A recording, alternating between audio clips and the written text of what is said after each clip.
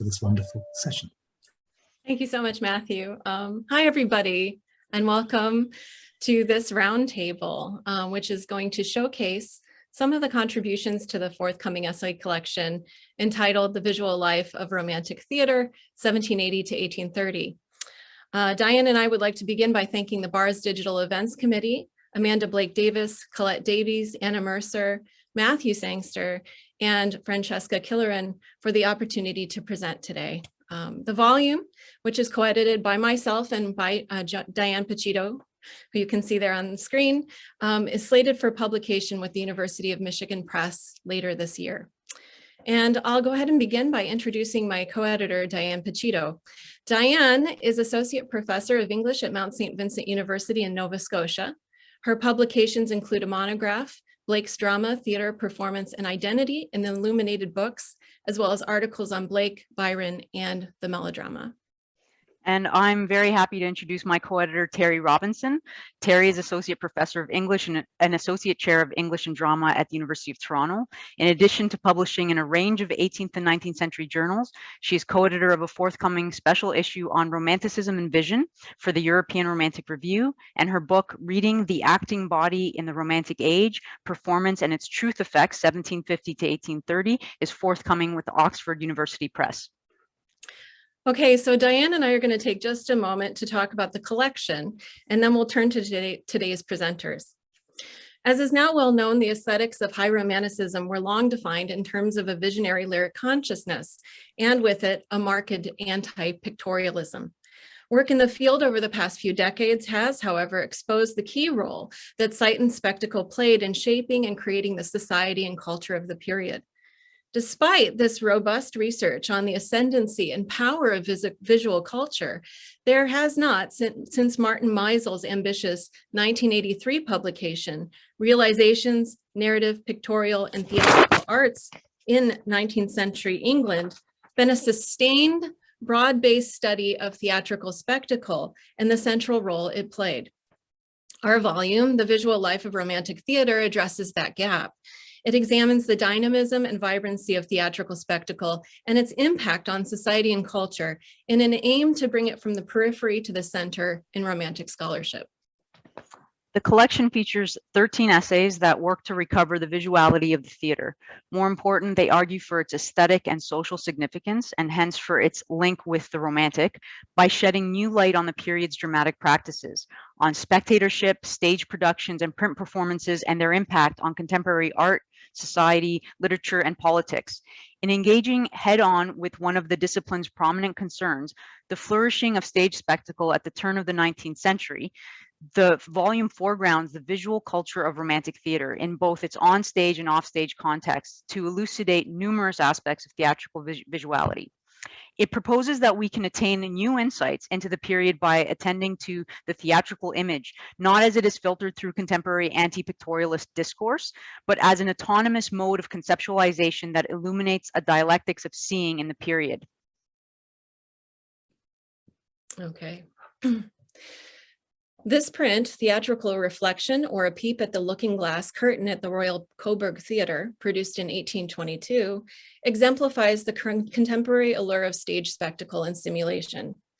When London's Royal Coburg Theatre, now the Old Vic, opened its doors in 1821, it surprised its audiences with the display of an immense mirrored stage curtain, 36 feet high and 32 feet wide, containing 63 sewn-in mirrors. Situated at the back of the fourth stage, it not only reflected audience members back to themselves, but also placed them on the stage, allowing them, in Jane Moody's words, to become the subject of their own spectacle. It offered up for playgoers a view of themselves as fashionable performers as they looked at and engaged with the stage and with each other. They were not, however, the only ones on the boards. The performer in the illustration is Ramosamy, a juggler, magician, and sword swallower, juggling on the stage. The audience's visual consumption, both of its on-stage reflection and of Sammy's show, places the two spectacles in competition, especially if we keep in mind that the house remained lit during performances and that people talked, made noise, moved about, and at times behaved boisterously.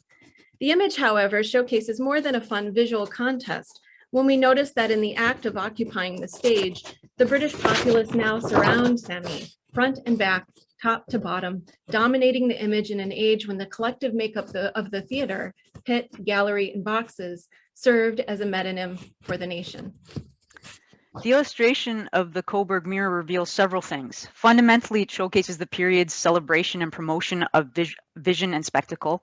It also puts on display the theater's investment in shaping that viewing, whether through new technologies, here advances in plate glass production, or in the service of nationalist ends by putting other worlds and other peoples on display for imperialist visual consumption.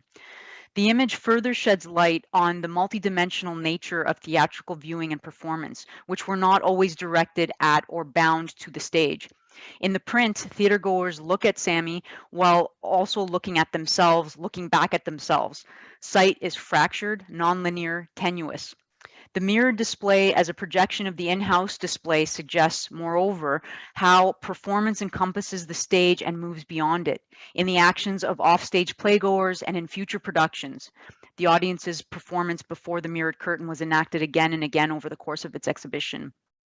Commercial print culture extends this spatial and temporal potential.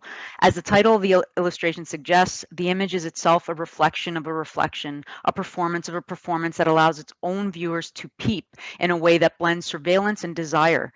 Theatrical performance, the print indicates, is unique yet reproducible, situated yet capable of being dispersed, a mingling of substance and fantasy.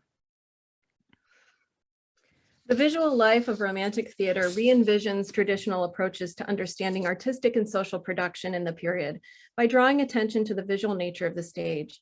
In doing so, it poses fundamental questions about the significance of the theater and its visual culture for the study of Romanticism. We hope that readers discover in the volume exciting and suggestive possibilities for broaching these questions, along with a more capacious conception of Romantic theater as a locus of visual culture that reached well beyond playhouse walls, and as a site of study through which we might see what has been hidden from view. We are now pleased to introduce 5 of our contributors to the collection who will provide a preview of what it offers. So I'd like to introduce Susan E. Brown, who is Associate Professor in History at the University of Prince Edward Island, Canada. Her articles include publications in the Journal of British Studies and Theatre Notebook. Her research explores the economic and legal aspects of late 18th century British theatre production with a focus on concepts of theatrical property and labor. She's currently working on a study of George Coleman the Elder, aging and the law. Now, our next speaker will be Yuri Irman. Yuri is a postdoctoral fellow in history at the Open University of Israel and a lecturer at Shalem College, Jerusalem. His dissertation analyzed public discourse surrounding British opera singers in the 18th and early 19th centuries as a central site for the negotiation of social norms and national identity. He has published in the Journal of British Studies, and his postdoctoral project examines the power dynamic between actresses and male nobles in 18th century Britain. And after Yuri, we'll have Daniel Quinn, who is professor in English and theater studies at the University of Guelph. He's author of Engaging the Ottoman Empire, Entertaining Crisis in the Atlantic Imperium, and Staging Governance. He's also co-edited several collections, including the Cambridge Companion to British Theatre 1730 to 1830. His book, Corrosive Solace, Affect, Biopolitics, and the Realignment of the Repertoire 1780 to 1800 is forthcoming from the University of Pennsylvania Press. All right, and following Danny, we have Devin M. Parker. Devin is a postdoctoral research associate in English and drama at Queen Mary University of London, where she works on the British Academy project, Romantic Melodrama, Feeling in Search of Form. Her recent work on Romanticism, Mediation, and Technology has appeared in SEL, Essays in Romanticism, European Romantic Review, and the Keats Shelley Journal. And taking us home today will be Dana Van Kooy, who's Associate Professor in Humanities at Michigan Technology University. She's the author of Shelley's Radical Stages and editor of Teaching Romantic Period Drama, a special issue of Romantic Textualities. Her articles have appeared in several edited collections and have been published in Studies in Romanticism, the Keats Shelley Review, Modern Drama, Theatre Journal, and Literature Compass. Her current book project is entitled Atlantic Configurations and the Aesthetics of Disappearance. Now, we'll be able to take one question after each presentation, but we'll hold all remaining questions until the larger Q&A at the end of the roundtable. And Susan will be our first speaker. Susan, take it away.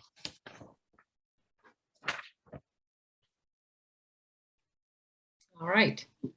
Everyone can see that? Thank you so much for the organizers of this event and to my fellow contributors to this exciting project. I'm going to be looking at the costume workshop of Drury Lane Theatre. What we are looking at here is a page from the costume journal of Mary Rain, who supervised the women's wardrobe at Drury Lane Theatre from 1794 to 1815. Mary Rain's journal uncovers the daily routines of a costume workshop, which employed several journeywomen dressmakers as well as laundresses. In addition to designing and supervising the women's costuming, Rain managed the finances of Drury Lane's wardrobe. Her journal records expenditures on materials and services from suppliers such as linen drapers, embroiderers, and shoemakers.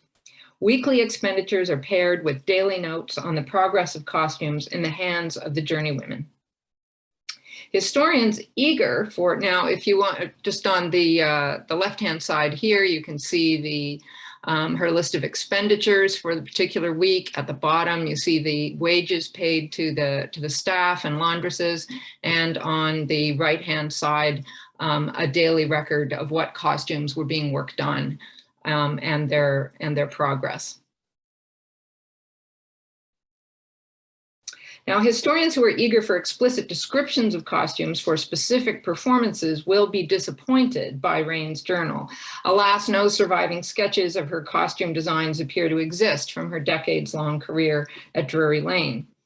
It is possible, we have strong evidence, that is, that these two images from the short-lived journal, the Theatrical Recorder, are quite accurate representations of her costumes. And I can talk about why these are more reliable than others, but these are not her own personal sketches. However, by carefully attending to her daily agenda and her outlays on materials, alongside evidence from theater playbills, accounts, memoirs, and critical reviews, one can begin to piece together a picture of the visual effects of the dresses by Miss Rain. A contextual reading of Rain's journal reveals the talents and practices of the women working backstage and serves as a reminder of the material dimensions, both economic and physical, of visuality in the theater.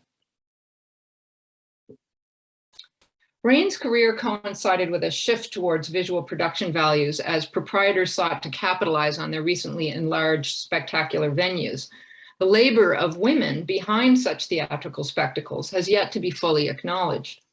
Rain and her seamstresses were expected to create authentic and visually arresting costumes, yet their skills were undervalued and increasingly outshone by dazzling special effects and scenery. Drury Lane's wardrobe department provided remarkably regular employment. 3 principal women worked 6 days a week, earning 12 shillings per week for the majority of the theatrical season. Their wages were in line with minor house servants and the lowest paid performers in the company. Mary Rain herself earned a weekly salary of £3 for her skills as a designer, seamstress, and workshop manager. A hectic pace of work emerges from Rain's notes as she and her staff labored to meet the urgent demands of the theater's production schedule. The phrase "dresses in hand" recurs throughout Rain's journal, indicating that the costumes were underway. The expression aptly represents the proficient labor of the wardrobe staff, in whose actual hands the costumes were fabricated, and also signifies Rain's skill in managing the timetable of the theater's wardrobe. Costumes were often completed for the stage just hours before the curtain lifted on a performance. Now, although sources for Rain's designs are elusive, evidence from her wardrobe accounts provides a sense of the costuming aesthetic she favored. With the exception of the occasional velvet gown, most of the dresses were fashioned from lightweight fabrics. Whoops, run away, mouse. Most of the dresses were fashioned from lightweight fabrics suited to styles imitative of classical drapery. Rain worked with lustrous materials that reflected the light, such as satin, sarsenet, or lustrine. The fabrics purchased by Rain, muslin, gauze, and net, were all ideal for diaphanous gowns, draperies, and accessories. Rain also designed costumes for the company's female dancers, and as well as the leading actresses, whose freedom of movement was enhanced by the use of lighter textiles. Haberdashers, wire drawers, lacemen, and embroiderers furnished trimming materials such as spangles, tassels, bugles, cord, ribbons, foil, and fringe. Such intricate embellishments entailing specialist needlework skills from Rain's workshop assistants heightened the dramatic impact of costumes, while their reflective, glittering properties magnified the visual enchantment of the evening's entertainment. The evidence from Rain's journal supports contemporary observations of Tate Wilkinson, a theater manager who paid special attention to his wardrobe. He noted, or rather lamented, that although wardrobes remained costly, they no longer retained the same long-term value. Quote, all now consists of foils, spangles, beads, interwoven fast embroidery, silks, satins, etc., which soon wear, unlike the substantial aristocratic cast-offs relied upon by earlier costume departments. As with scenery, the emphasis was on novelties to allure the eye. As well, the new stress on historically accurate costume design meant that secondhand clothing deemed anachronistic or inauthentic would be met with critical scorn. The fragile qualities of lighter costuming fabrics are also confirmed by Rain's journal. Rain's journeywomen were continually engaged in trimming, repairing, and recycling items in the wardrobe. In the continual process of mending, repairing, and laundering, we see a glimpse of the interface between the performing body and the costume, between the labor of the actress or dancer and that of the wardrobe staff. If we take a very quick example of Drury Lane's 1804 glittering pantomime production of Cinderella, we can see evidence of the production aesthetic favored by managers and audiences alike. In the week leading up to opening night, we see Rain ordering 7 pounds of silver spangles, along with yards of trim, tassels, fringe, and other ornamentation. Brooks and Heath, suppliers of embroidery, in addition to supplying foil stones, lusters, bracelets, and beads, were contracted to carry out the labor-intensive tasks of spangling multiple items, including, quote, a round dress in stars with the best silver spangles. Multiple pairs of dancer shoes were spangled and adorned with ribbons to match flower garlands carried aloft by the performers.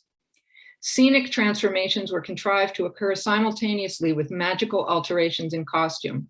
The coordination of special effects with complementary costumes suggests considerable consultation between Rain and Alexander Johnston, who devised the stage machinery and decorations. Such a harmonized, spectacular aesthetic is evidence of an integrated sense of production design, albeit one where machinists and scene painters were rewarded with substantially higher salaries than wardrobe staff. Although credited in the playbills, Rain's work appears to have been undervalued and often unpaid. She made up one of a legion of creditors to whom Sheridan owed money. In contrast to the previous era under David Garrick, scenery costs now far outstripped expenditures on wardrobe. In the increasingly commercialized and competitive theater of the early 19th century, Rain's work was at times eclipsed by smoking volcanoes, shooting stars, and performing dogs. The glittering dresses she designed and constructed nonetheless delivered visual delights to London audiences and box office returns to the theater's treasury. Thank you. Thanks so much, Susan. What a fascinating talk on introducing everyone to Mary Rain. Does anyone, we're going to do a question after each talk. Does anyone have a question they want to ask Susan immediately? James. Yes, I just wanted to ask if you could speak briefly about the line between the costumes that the performers themselves would be bringing versus what the theater would be providing. Do we even know where that line was and when a performer would be expected to have their own costume versus when it was provided by the theater?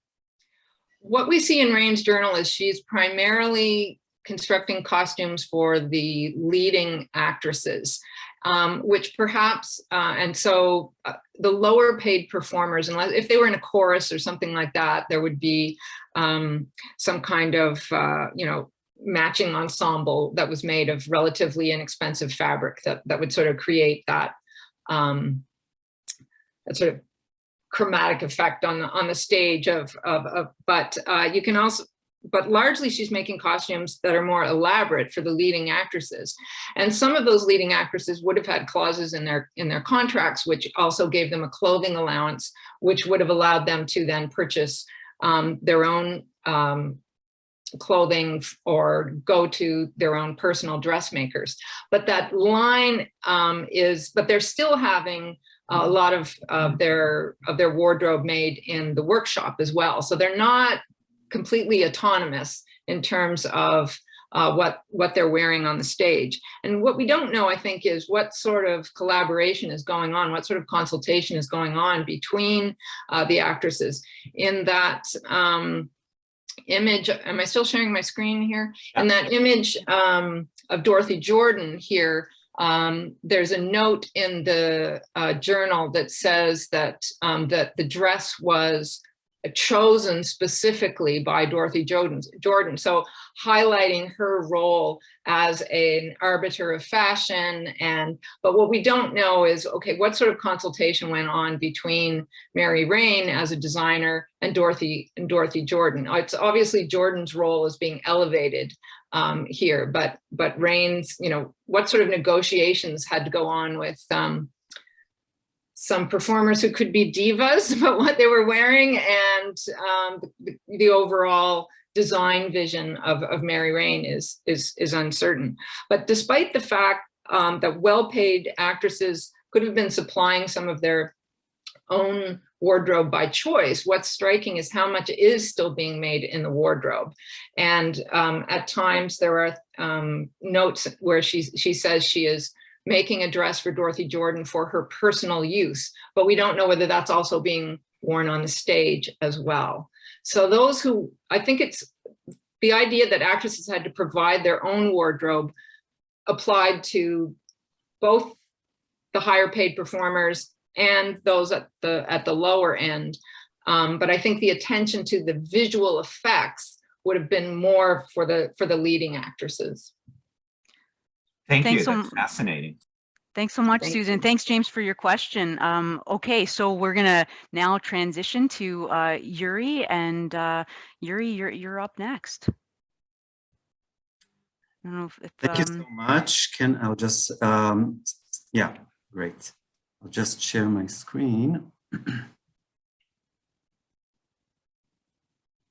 Okay, can you see the presentation? Yeah. First of all, I just want to say thank you, Terry, thank you, Diane, for organizing, for editing this volume, which is going to be very great. And also thank you for the organizers. I'm very happy to be here.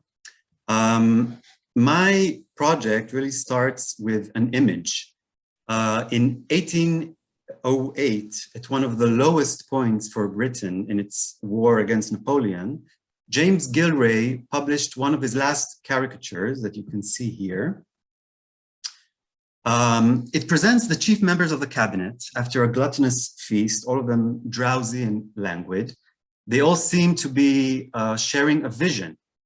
And in that vision, if you can see, there is a triumphant Britannia driving a processional carriage, parading a chained Napoleon and a muzzled Russian bear into London. So they are dreaming of victory while this victory eludes them. Now, there are many features that make up the rich iconography of this image of national gloom and incompetence, but one is particularly striking. A cat perched on a chair behind Lord Castlereagh. You can see it here on the left side, and I have an enlarged version. So the cat's sitting behind Castlereagh, the Secretary of War, whispering in his ear. A sheet of musical score identifies the cat as Angelica Catalani, the leading star of London's Italian Opera House and probably the most celebrated opera singer of the early 19th century. Now, what is Catalani doing here? How is she supporting this hallucinatory vision that renders the cabinet incapacitated? This is really the question that I started with. This image is in fact only one example of a much larger pattern. Catalani was often portrayed in graphic and textual satire as a cat, and her singing as somehow feline. And I have here just a selection of the many graphic representation. I don't have time to deal with textual satire. Now, this is an obvious pun on her name, Cat Catalani, but the depiction of Catalani as a cat expressed diverse and interrelated meanings. First of all, this had to do with a long-standing anti-operatic stance in Britain. From the early 18th century, when Italian opera was formally established in London, it was popularly associated with Catholic and despotic Europe. Objections to opera were articulated along national and class lines and emphasized the unique characteristics of British identity, which opera seemed to corrode. This anti-operatic discourse attempted to connect a variety of social ills, vanity, sensual gratification, self-absorption, to connect all of these social ills to the art form and particularly to its singers. Envisaging Catalani as a cat was a way of giving renewed coherence to these varied notions. Her singing was associated, first of all, with noise. Yes, it suggests that operatic singing is actually animalistic noise. You can see here on the far right, the image of a cat being held by his tail. You can just imagine the kind of sound that he's making. This is an attempt to undercut the notion that operatic singing is, in fact, an enhanced and refined form of human expression. The image of the cat also associated her singing with noise more broadly perceived, sort of social noise, a sense of social disruption that opera engenders. The notions of cats as selfish, as self-indulged, even as aggressive. This helped to elucidate Catalani's conduct in such issues as salary demands or her aggressive protection of her public image. To all of this, there was also, we should add, a sexual perspective. We are all familiar with the loud wailing sounds that cats make in their time of heat. This is another form of social noise-making. Operatic singing is in this way presented as having a certain eroticism. This is a long association of operatic singing, that the deep inhalations, the expanded ribcage, they were all read as an expression of lustfulness. And the image of the cat squalling in heat indexed a link between the production of operatic sound and the sexual drive that was supposedly inducing it. Such connotations were cemented in the public imagination by the fact that female singers did in fact serve, or were rumored to serve, as mistresses of high-profile men. And these connotations are all at play in the first caricature. I'll just go back a second. Catalani was widely rumored to be the mistress of Cassery. You can see his head is nestled intimately against her feline body, while the spilled cup strategically located between his legs suggests sexual gratification. So we see here Catalani being able to infiltrate the cabinet in this way and to play a major role in the cabinet's subdued state and in this process of political degeneracy. The image of the cat then tied together many of the traditional features of the anti-operatic discourse. It helped to make sense of Catalani's conduct in public and private, and highlighted opera's supposed pernicious effects and accentuated in this time of national turmoil. However, I would argue that the cat image not only reiterated long-standing anti-operatic critiques, but also responded to new challenges posed by operatic culture. The cat image helped to define and articulate Catalani's role in what was perceived as the ever-growing infiltration of opera into Britain. She was not only a virtuosa in the older style, associated with Italian tragic opera, aristocratic in style, but she was also a proponent of the new popular genres of comic and sentimental opera, genres that featured simpler, one can say sweeter types of melodies. And you can see this also in the Gilray caricature. She is not singing a full-blown opera, she's whispering in his ears intimately. This sense of infiltration of opera into Britain was perhaps felt most acutely during the Old Price riots. One of the central grievances of the rioters was the engagement of Catalani as a principal performer at Covent Garden, the national English-speaking stage, as opposed to the Italian opera house. So again, you have this sense of increasing infiltration. Catalani's attempts to ingratiate herself with British audiences supposedly revealed another side of her feline persona, the cat as a domesticated, fawning creature, yet one that, underneath it all, retains its own selfish agenda. So in all these respects, the cat image also responded to an evolving operatic culture now increasingly domesticated in Britain.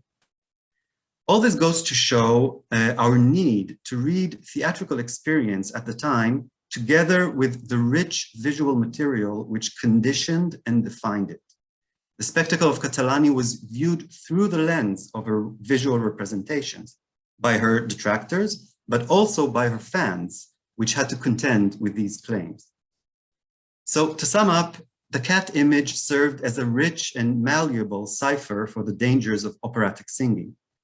Cats, though they can be domesticated and endear themselves to us, they are also predators that pursue the fulfillment of their own needs.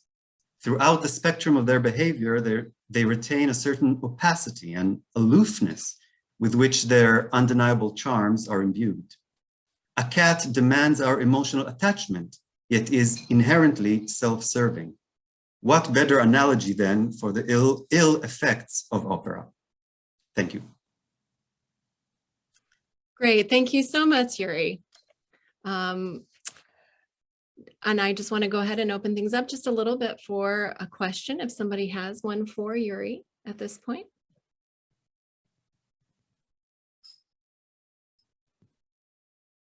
Any questions? Okay, we have one here from Francesca, who writes, Yes. Thank you so much, Yuri. Yeah, I loved your presentation. I wonder if you've investigated the possible relationships between Catalani and the castrati on the London stage, in particular as regards issues of nationality and the unmanly seduction of voice. Yes, this is a wonderful question. Yes, there were still castrati. I'll just explain. Castrati, castrated singers. They were castrated in order to preserve their youthful and high-pitched voices. This was a practice that was common throughout the 18th century, and they were still on stage in the early 19th century, but their popularity was in decline. And this is actually part of the changes that I described in operatic culture. Operatic culture in this period undergoes a major transformation.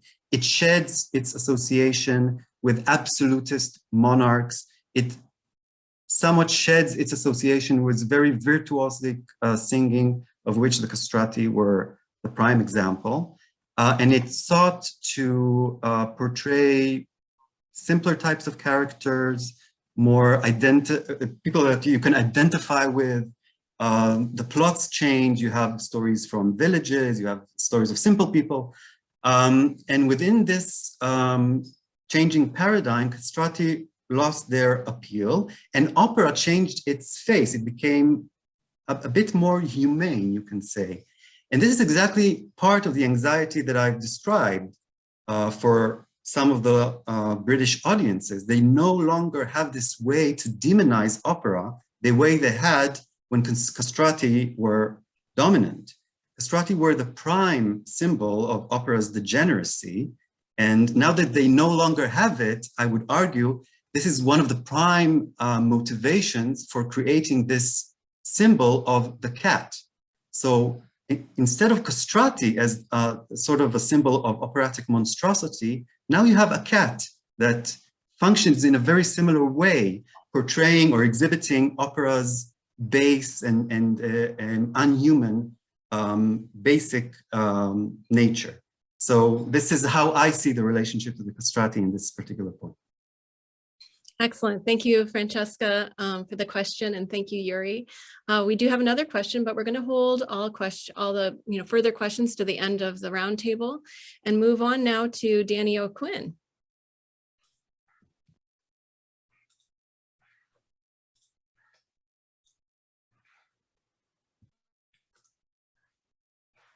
Okay, I'm doing all my things. First of all, I want to say just how honored I am to have been asked to participate in this whole project. Terry and Diane have been very kind throughout, and I think it's going to be a really important book. They also gave me an opportunity to write a weird essay on toy theaters, which is what I'm going to talk about today. It's called Some Versions of Spectacle, World Making in the Regency Toy Theater. By most accounts, the physical experience of going to a play changed fundamentally in the Romantic period. The theaters themselves became much larger, the scenographic strategies became more complex. Built-up scenery, drop scenes, transparencies, and projections were employed to magnify claims to verisimilitude or to entertain through magical display. To refine our understanding of the import of these scenographic changes for the repertoire, my essay explores two parallel sets of productions that debuted in the more intimate playhouses of the 1780s, which were then scaled up for the larger spaces of the Regency Theater, and then scaled down for the toy theater market. Two primary propositions guide this inquiry. First, spectacle constitutes a mode that works against the regulatory functions of genre. Scenographic spectacle infiltrates comedy, tragedy, and less exalted genres to varying degrees, and that infiltration changed the expectations surrounding theatrical entertainment itself. By breaking down strict generic codes, spectacle simultaneously accelerated the evolution of new forms of hybrid entertainment and generated a rearguard consolidation of genre itself, especially in the performance of Shakespeare. Second, we can elucidate the work of visual spectacle by examining its traces in a medium just adjacent to theatrical performance, namely the toy theater.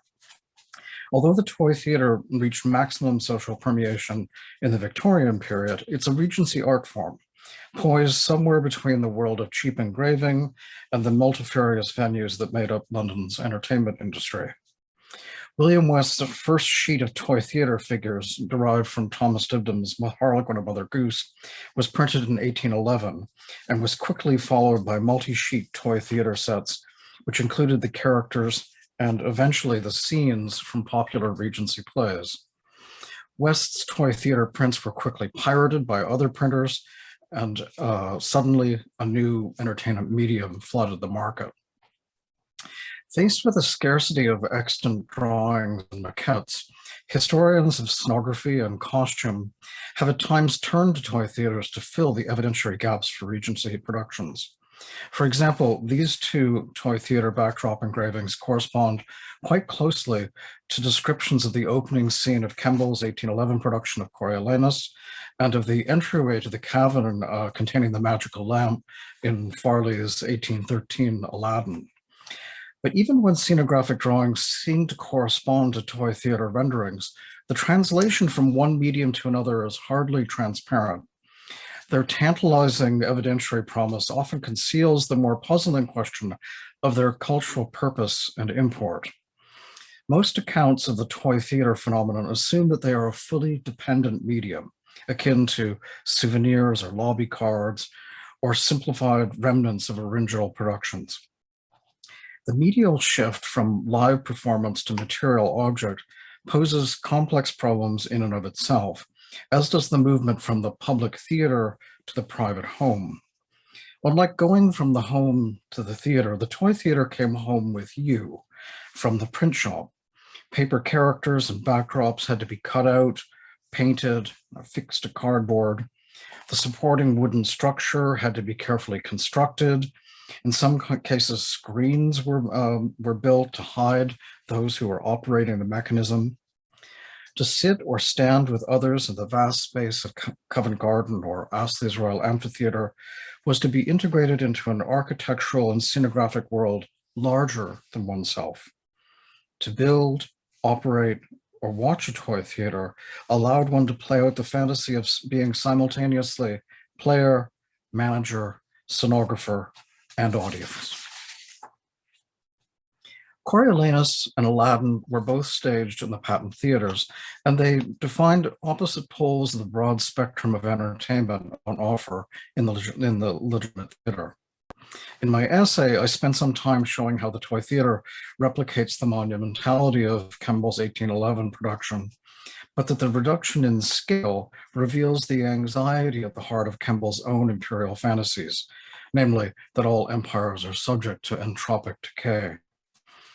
My interest in Aladdin is less about the instability inherent to matters of spatial scale than about the subversive possibility of magical temporality. Aladdin's trap tricks imply that all things and conditions are fungible. As the multiple versions of the same characters on these character sheets suggest, the movement of cardboard images up and down here is not at all distant from the actual stage magic of pantomime. But in the toy theater world, where there's no distinction between a table of food rising through the floor and the sudden changes in the posture of characters, Webb's character plates include multiple Aladdins, and the script calls for specific avatars of the character at particular moments. Frequently, these shifts in posture are in response to the genie's actions, so little separates the transformation of characters and things in Aladdin. This problematic, I think, is constitutive of the medium itself. Character, scenes, properties, horses, and even action itself in the form of fire or magic are paper manipulated by the invisible hand of the toy theater operator. I'm using Adam Smith's term advisedly because the primary phantasmatic pleasure afforded by the toy theater is the subsumption of the entire theatrical domain into a world of play, where tables move just as people do. The toy theater is a medium for and of unlimited commodity exchange. Romantic theater was hardly confined to these patent venues. On any given evening, Sadler's Wells, Astley's, and Adelphi were exploring other forms of spectacular entertainment, and the excitement generated by these shows altered the representational economy of the entire theatrical system.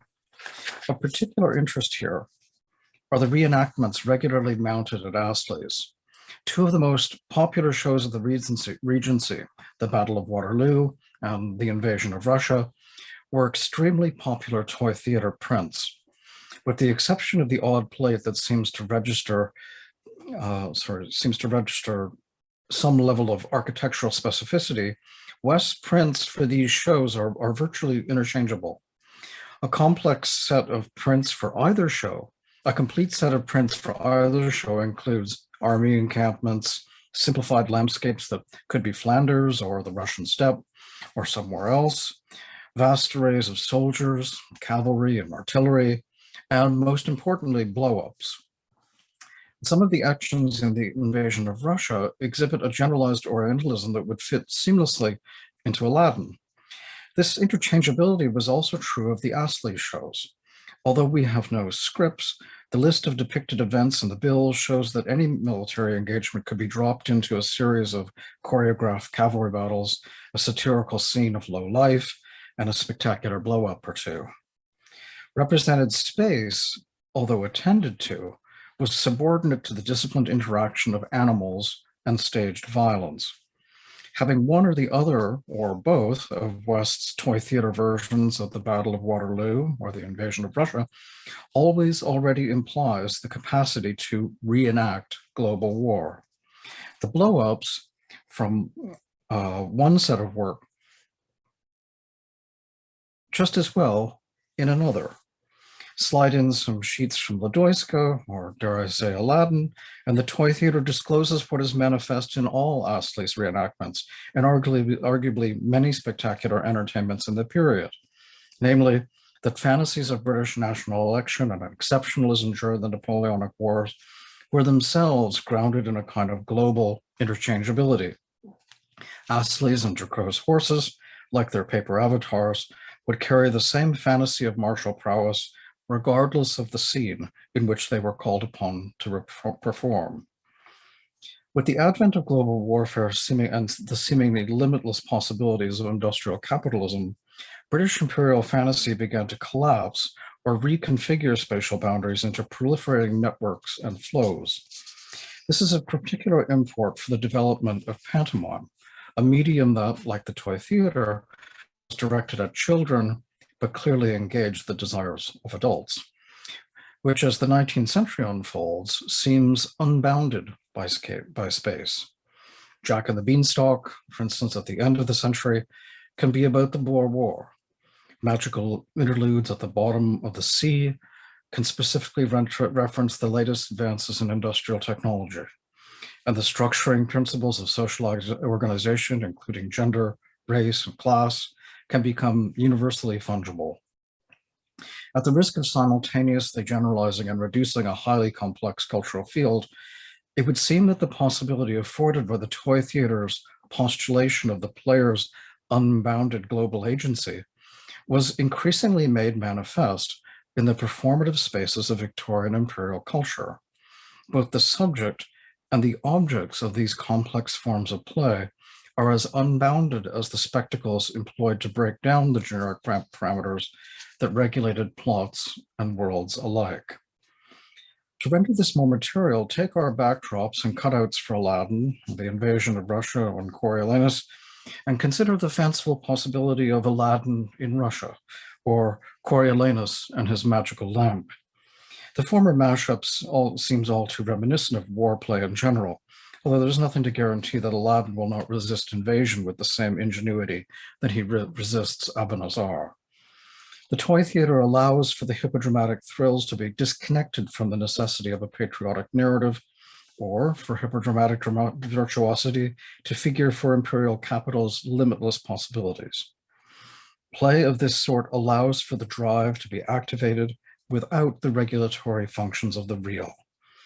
The latter blending of Coriolanus and Aladdin seems more obviously ludicrous because of its collocation of sententiousness and magic, but we know that the Shakespearean repertoire was subject to low burlesque in the illegitimate houses. Feel free to have Napoleon rise through the trap whenever Coriolanus' speech start to flag. The primary assumption regarding toy theaters is they are a dependent referential medium, ineluctably related to prior theatrical productions. But does this make sense? Toy theaters sold well beyond the runs of their source plays, and the people playing with them were unlikely to have seen the show. For those who had seen the corresponding shows, there would be an implicit or explicit engagement with the repertoire. But to suggest that the toy theater's function is solely commemorative and that their aesthetic is solely nostalgic radically limits their use. Such a limitation does damage to the creative work of play itself, to the imaginative energy of the participants. And with this recognition comes another. This storehouse of playful energy, call it desire if you will, is both the condition of possibility for performance and for generic change. It is this pre-generic drive that needs to be fully disciplined into recognizable genres and forms, and that ultimately sustains the repertoire. And it is these two issues that I think make toy theaters so worthy of our attention. Thank you. Thanks for that wonderful talk on toy theaters, Danny. Does anyone have a brief question for Danny right now? I see lots of applause.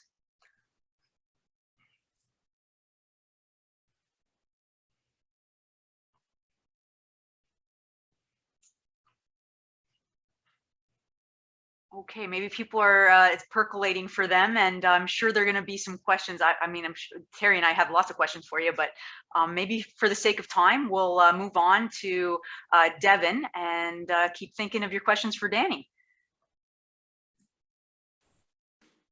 Go ahead, Devin. Okay, hi everyone. Hope you can see my PowerPoint. Okay, so in the spirit of Romantic Theater's participatory culture, I'd like to invite everyone in the audience to try to guess the answer to the following epigram.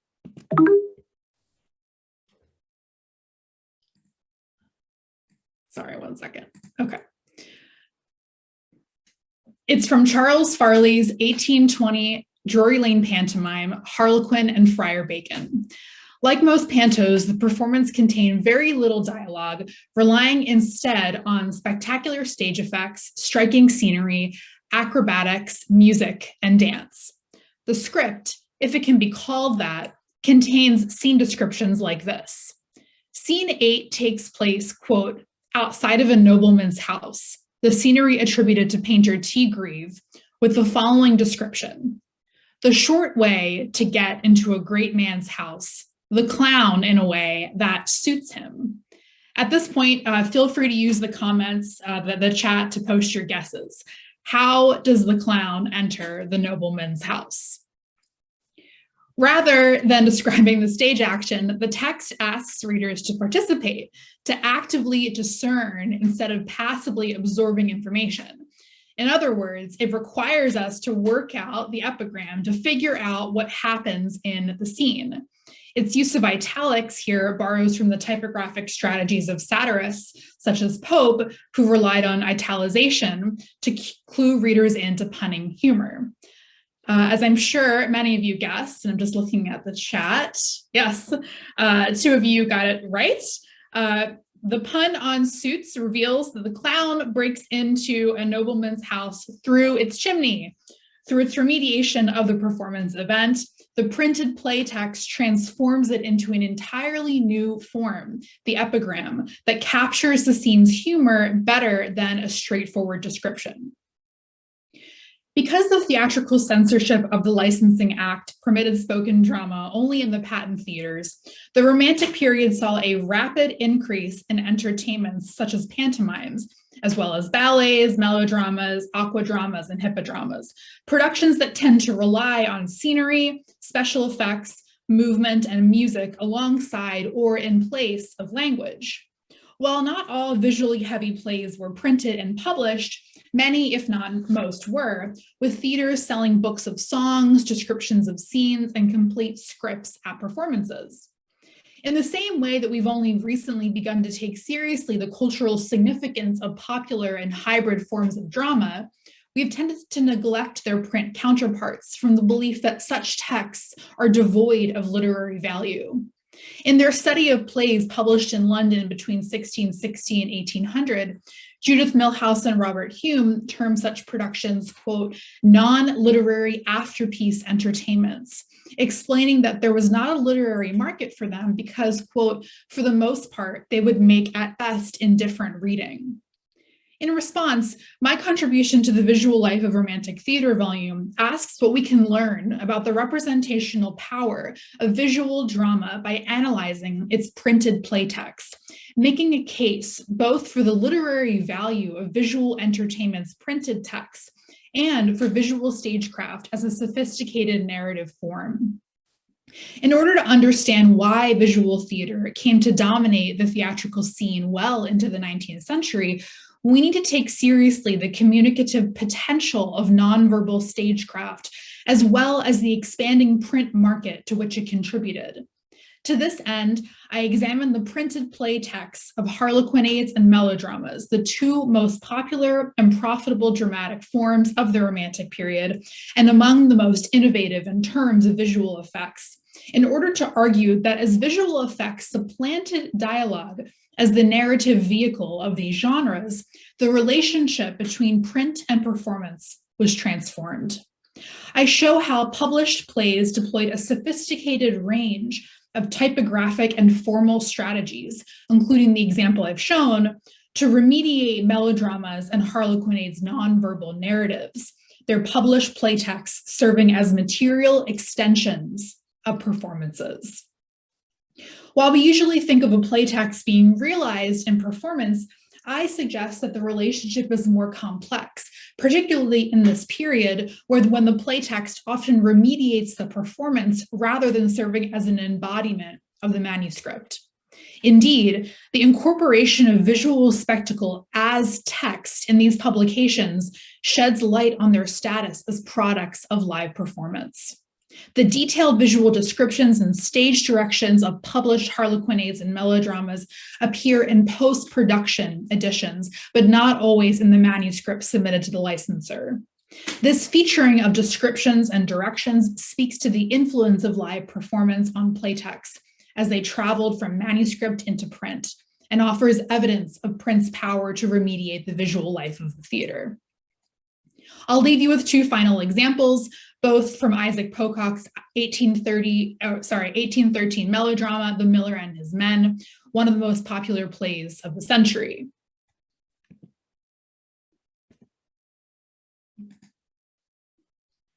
For a form that's typically seen as abandoning language for visual effects and music, it's ironic that in print, melodrama's stage directions elevate language as a powerful form of remediating sublime stagecraft. We might then see melodrama not as abandoning language altogether, but instead as displacing it in its printed directions. In The Miller and His Men's climactic moments like this one, melodrama's visuality manifests as a unique kind of omniscient narrativity in its directions.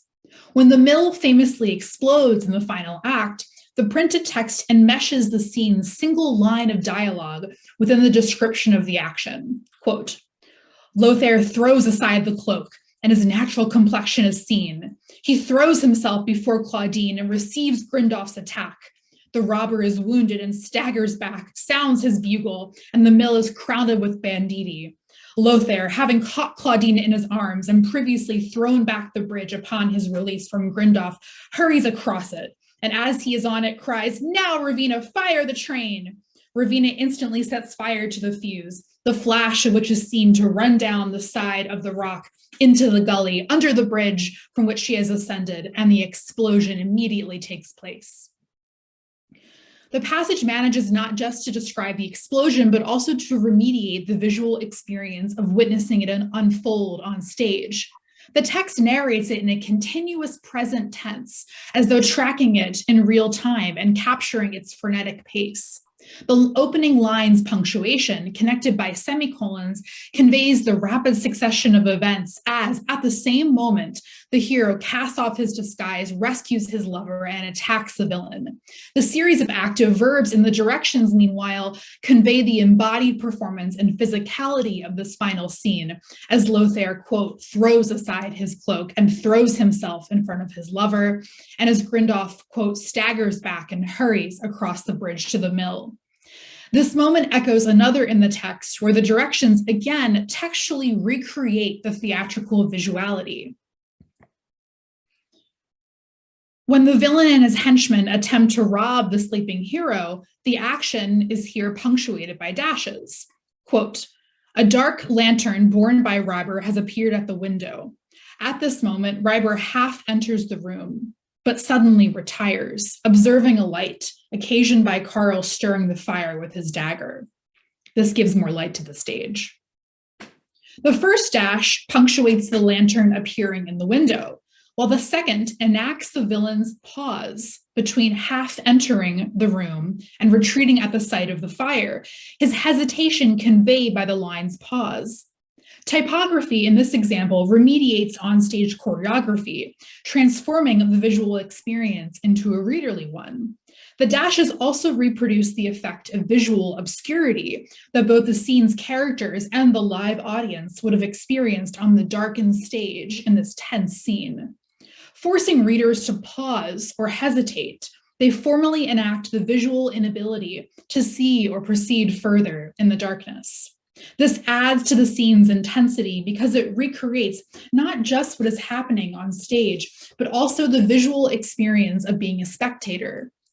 Rather than ephemeral text devoid of literary value, these works, as I hope I've shown, depict complex mediations of visual stagecraft that move between print and performance media, suggesting that the boundary between performance and play text is less fixed than we might think. Thank you. Thank you, Devin. Okay, we do have time for one quick question, if anyone does have one. Rebecca. Hi, thank you. Hi, Devin. So this is a pretty low-hanging fruit question, but to hear you talk about recovering the literary value of these textual pantomimes, it just seems like it would be really difficult to find an existing corpus, right, of these documents. So has that factored into your research, the difficulty of finding existing textual documents? And perhaps we can talk more off the meeting, but I'm always interested to hear archival stories of what that feels like, what that looks like, the struggles and the overcoming. Thank you. Thanks for that question, Rebecca. It's interesting because actually examples of these texts abound in the archive.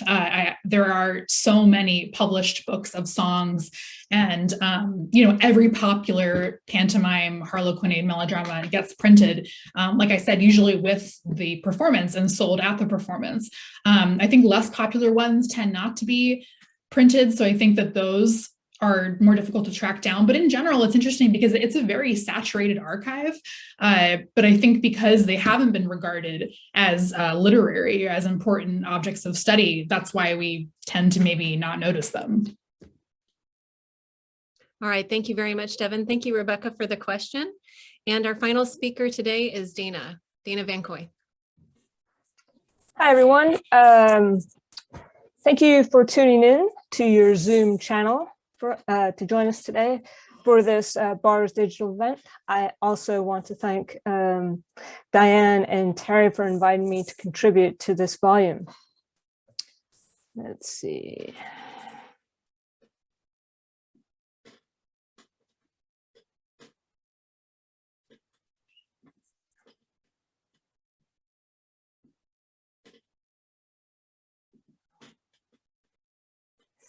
All right. Pantomime performances were a centerpiece in the visual life of Romantic theater, a vital and contested form of entertainment, as John O'Brien writes. Obi, like other performances, played host to cultural conflict and confrontation. Its tricks, optical illusions, and its ability to transport audiences to faraway places manipulated the spectator's perception of and the relationship to the displayed landscape and its inhabitants. In effect, pantomime and the theater played a pivotal role in enlarging the map of the visible world, and as Joseph Roach puts it, opening it to the forces of graphic conquest. Today, I'm going to be talking about my essay, which focuses on pantomime's ability to conjure geographical and imaginative spaces, and on how these spaces made or failed to make visible and legible individual figures and assemblies or communities to British audiences.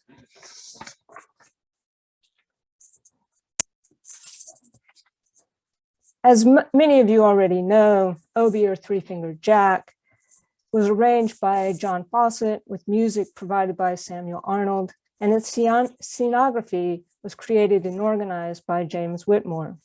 Obi premiered at London's Haymarket Theatre on July 2nd, 1800. Charles Kemble starred in the role of Jack Mansong, and Maria Theresa de Camp played the planter's daughter, Rosa. The pantomime was a summer sensation and held the stage initially for 39 performances.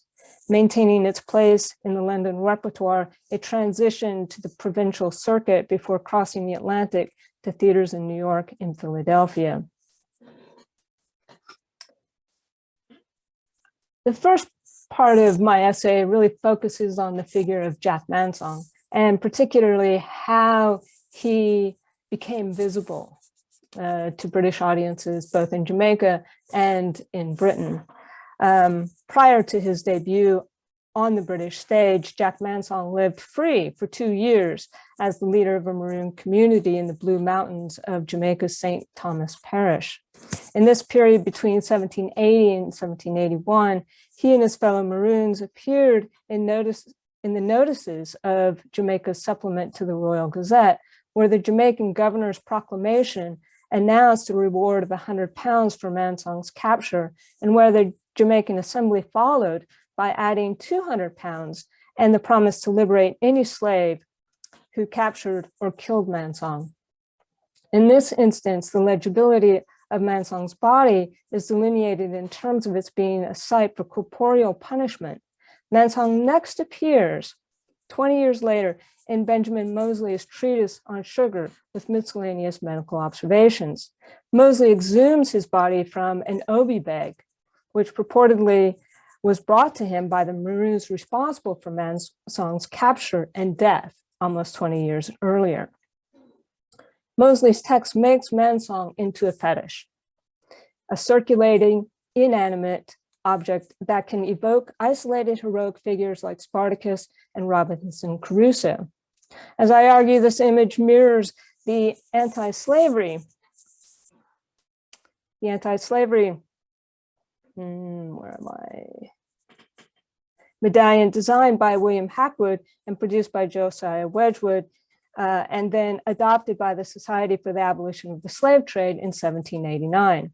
Am I Not a Man and a Brother became one of the most influential and widely circulated images in the period.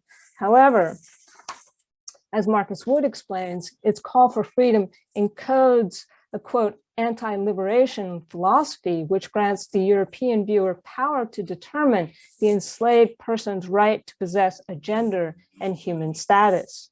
In effect, the Wedgwood medallion depicts Africans and Afro-Jamaicans as alienated and abstracted from history and from place.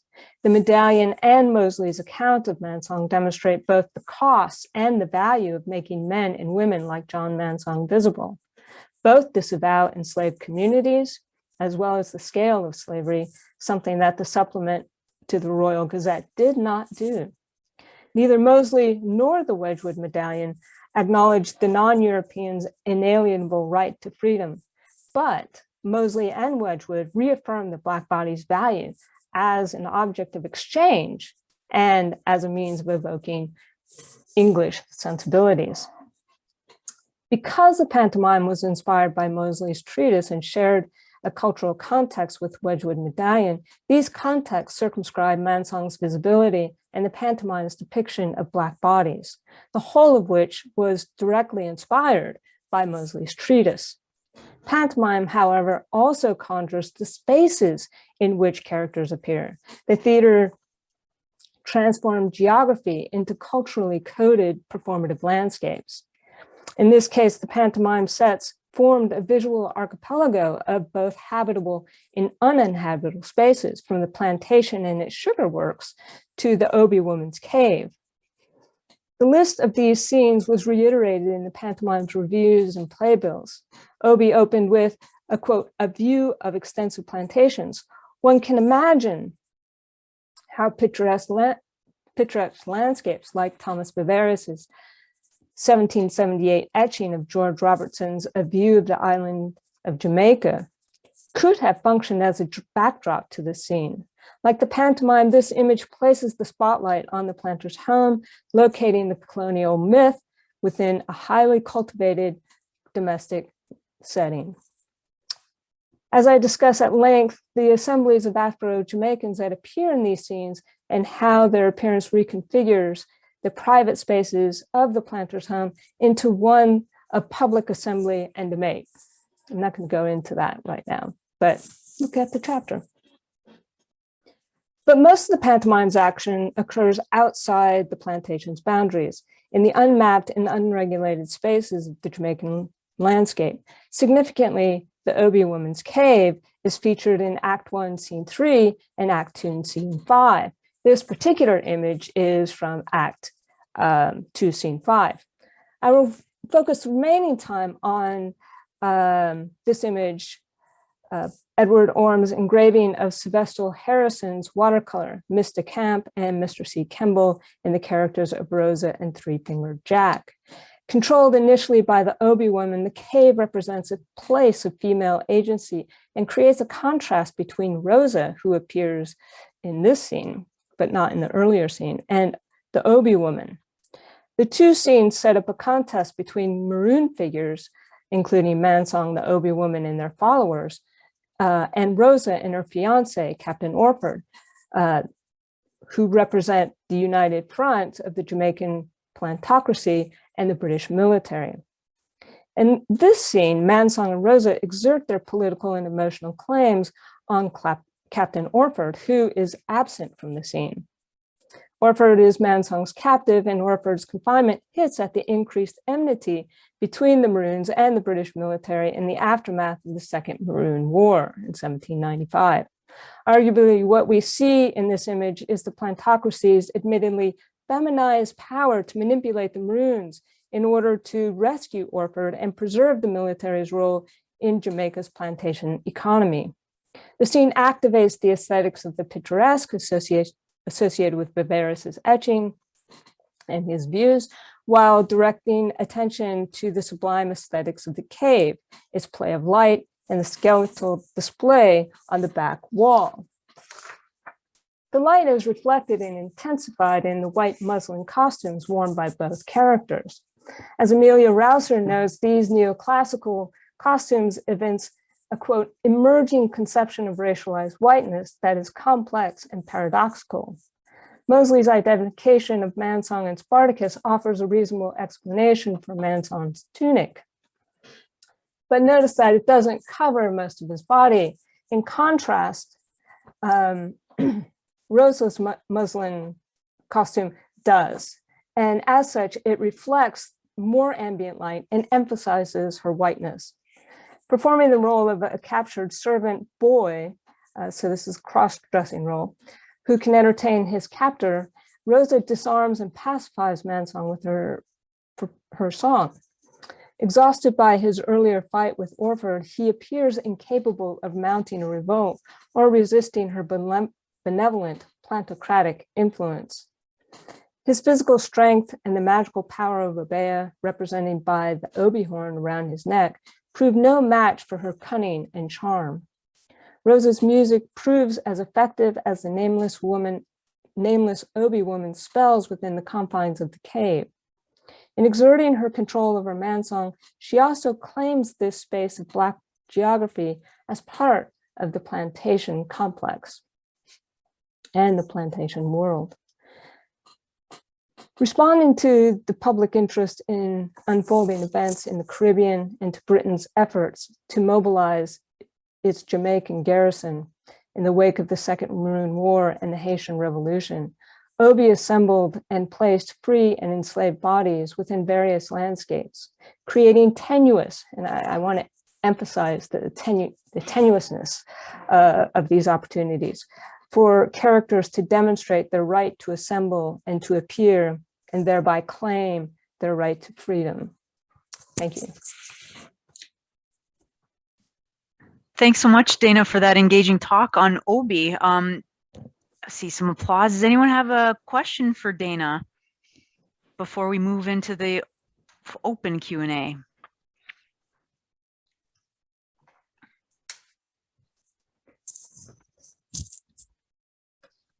Well, maybe I'll take the opportunity, and Terry, if you wanted to thank our 5 speakers and open the floor to any questions people may have, and if all our speakers can turn their cameras on, so that and maybe even the audience members, if you're comfortable, that'd be great. All right, this is for Yuri. This is from Antonella, saying, I would be interested to know if this negative view of the opera continued in the 1820s or if it was a feature of the 1800s. I'm thinking about Mary Shelley's interest in the opera and her support of the castrato veluti. Yes, specifically about Veluti, really he is the last castrato who had a major career on the European stage. This is really the swan song, almost literally, of castrati in Europe. And there's a wonderful article about Veluti by J.Q. Davis, if you are interested in that. But, and I would say that, yes, the attitude towards castrati as this type of monstrosity that has no longer has a place in the world, in our post-Enlightenment world, and in world that operates according to these ideals. Yes, that very much dominated also his career. He was the very last one. But about your question about difference between 1800 and 1820s, generally speaking, there's a very ambivalent stance, I would say, ambivalent stance in British culture towards opera. There is a continued attempt to adapt and adopt it. And there is always this anti-operatic stance that is transforming in all sorts of ways.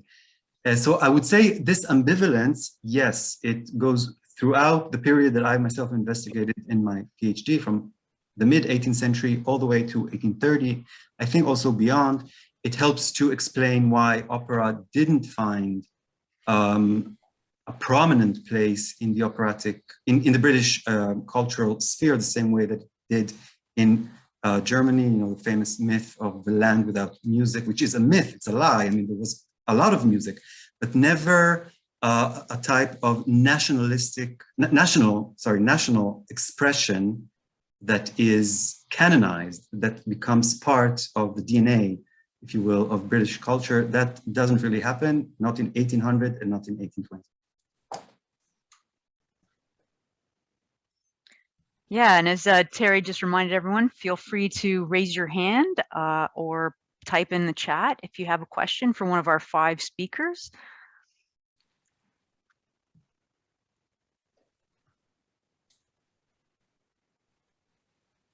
I have a question. Oh, there's a question there from James Armstrong. This is both for Devin and Danny. How do printed play text and toy theater prints work together to create images of the sublime on toy theater stages?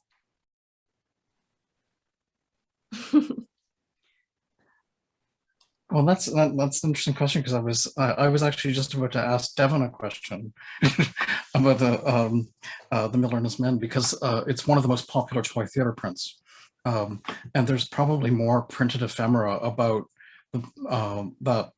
that show than maybe anything else that I'm aware of. It just proliferates. But one of the most important things to remember about toy theater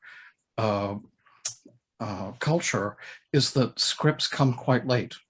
So William West's first prints, and then the ensuing, pirating by Skelt and Webb and others, there are no scripts being printed alongside until about, I think it's almost 10 years later, when we start seeing the juvenile drama, which are kind of shortened versions. And that when, later in the Victorian period, when people would subscribe to toy theater plays, they would receive these scripts with the extra new backdrops or new players or whatever. But to answer your question about the sublime, and Devin, you can probably pick this up in some, it's very interesting how the blow up becomes the focal point of many of these toy theater shows, right? As it was at Astley's, as it was at, like the image that I showed from the invasion of Russia, there's so many versions of that and one has to imagine that the people playing with these are doing something when that's revealed, right? And I can only imagine that it's some 12-year-old version of the sublime, and it might be really worth thinking about what that might be, right? It's probably involves a level of noise and a level of excitement that goes well beyond what's in the image, and I suspect that for people who, especially young people who may not have seen these productions, they're building an extraordinary fantasy of what the sublime could possibly do. And that's ultimately in the essay where I started getting really interested in this topic. Like, what are they desiring? What are they imagining?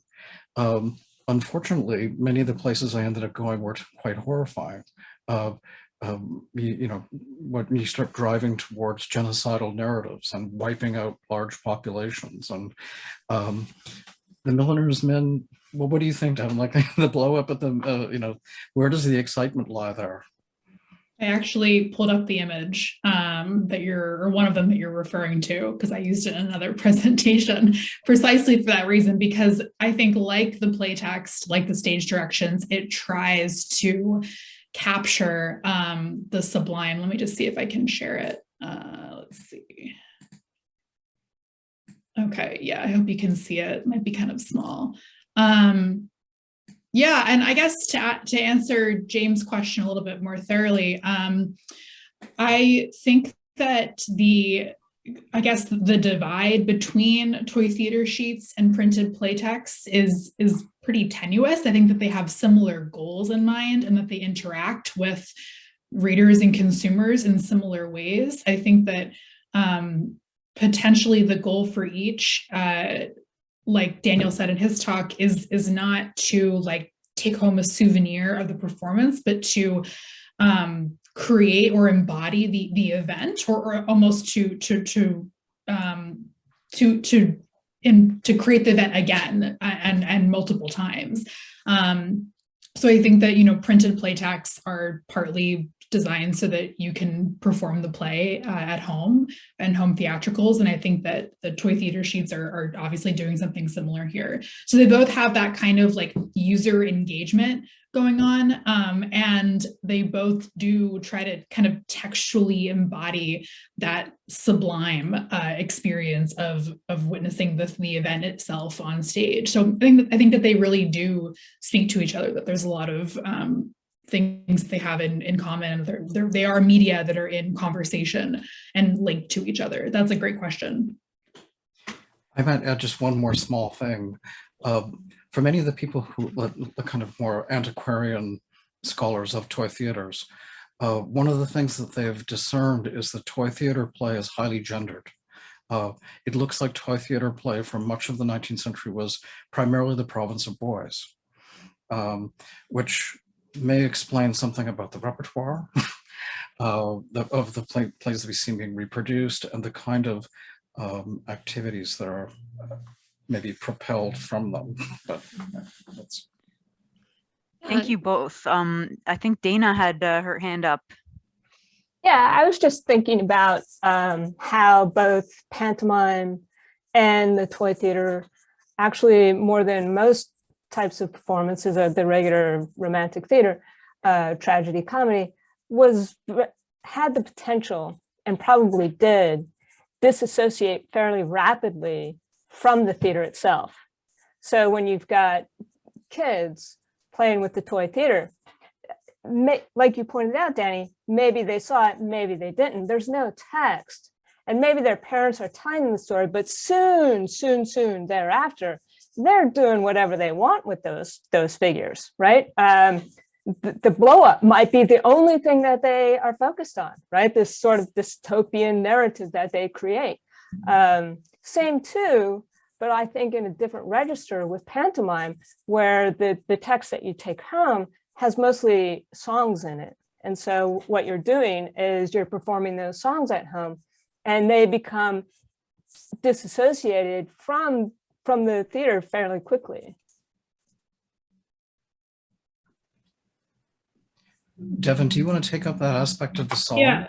Well, I was just going to say real quick that I was just at the London Stage Conference in Oxford, and Jackie Bratton gave a really wonderful paper about toy theater sheets in one of the Oxford College collections. And she viewed them not as extensions of the performance, but as performances in their own right, like as performance events. And I think that's a really compelling reading. And I would even go so far as to argue that we can maybe regard the play text itself as a performance event, rather than like a thing that simply tries to recreate this other event.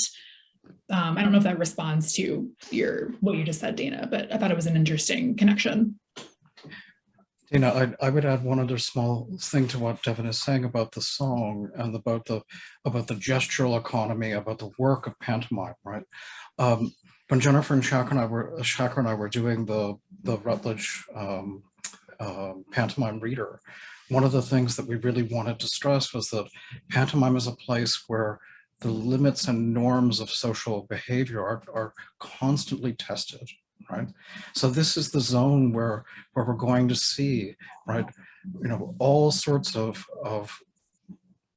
pushes, right? Grimaldi is going to lean on class. He's, right? What gender, what kind of sexuality does Grimaldi represent, right?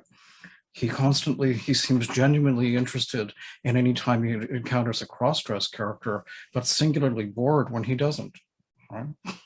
Like all of these things are constantly at play in pantomime, right? So my sense is that the pantomime provides a place for all of those desires, and for lack of a better word, perversions are going to be experimented with. And it certainly generates, the principal boy, the dame, all of those things become very, very important, right? To how this very closed society can imagine its way forward. And I think that that happens in all of these visual registers as well. Thank you, Danny. I think we have time for one more question, and from Susan. It's really more of a comment, listening to this really interesting conversation from particularly about the complex relationship between the print evidence that we're looking at and performance.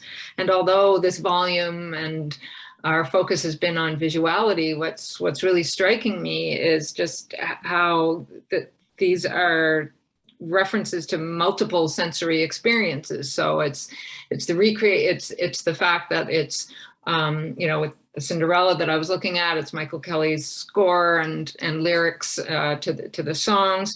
It's the textual descriptions of action. It's the physical sensations that are being represented visually through explosions, and so it seems to me that it's much more than the visual that's being engaged with here. There's speech, sound, song, physical sensation that then gets played with literally in terms of user engagement. So it's the multi-sensory aspect of this is really striking. So just a comment. Yeah, I would say that that's something that Diane and I have really been interested in thinking through with this volume, and thinking through with our contributors as well, is the kind of multisensory nature of the theater, but also the multimedia nature of the theater, and the way that the performances in the space of the theater are not bound to the theater itself, but exceed the theater walls, right, through, and they sort of penetrate the culture more broadly through media culture, right, through print media, newspapers and illustrations, and so on and so forth. So the sense of the performance event does not sort of live and die in the evening of the viewing of the theater, but it goes on and on and on, and then it can even take on its own life, right, beyond that in and of itself, as Devin and Danny were just speaking to. Yeah, Okay. the press is University of Michigan Press, and it might be out late this year or early next year. So that's yeah, so people can get their requests in. And we'll be also presenting at Nasser Bars in August. We'll have the other half of our contributors presenting there. So if you want another taste, or another 5 to 6 people, I think, there. So yeah, Terry and I really want to thank all our contributors, and especially today, Susan, Yuri, Dana, Danny, Devin. Thank you so much for not only joining us today, but also participating in this collection. We've really found it wonderful to work with you. So thank you for that. And thank you all for indulging us today to talk about the visual life of romantic theater. And yeah, Terry, I don't know if you want to say anything. No, I just want to say thank you as well. Wonderful presentations, and thank you everybody for attending today. The volume is again just a large one. We have 13 contributors, and afterward and an introduction, so it'll be quite something when it does come out. And like Diane, I would just remind you to look out for the publication of the volume. Thank you. All right. Thanks, everybody. Bye-bye. Have a good evening. Thank you very much.